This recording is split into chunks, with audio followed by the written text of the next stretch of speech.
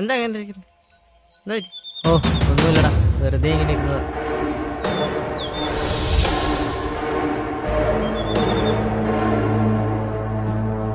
മോനെ, നമ്മുടെ ജാതിന്നൊരു പെണ്ണിനെ കെട്ടിയാലേ ഇട്ടന് മതിയാവൂ. അതിനെ നമ്മളൊക്കെ ഇവിടെ ഇല്ലാതാവണം. സ്വർണ്ണക്കനിയിലല്ലേ അവൻ കയറി പിടിച്ചത്. നിങ്ങൾക്കൊക്കെ ഇപ്പൊ എന്താ വേണ്ടേ? നിന്റെ കയ്യും കാലും ഞങ്ങൾ തല്ലി ഒടിക്കും.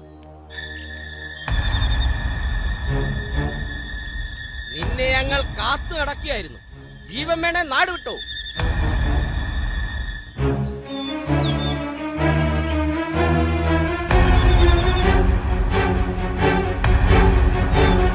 എന്തിന് നാട് വിടണം? അവൻ അവളെ പ്രേമിച്ചോണ്ടാണോ? അവന് താല്പര്യമുണ്ടെങ്കിൽ അവൻ അവളെ കെട്ടും. ഞൊട്ടും. എങ്കിലേ ഇവിടെ ചോരപ്പുഴ ഒഴുകും. എങ്കിലോ ചോരപ്പുഴ നമുക്കൊന്ന് കാണണം.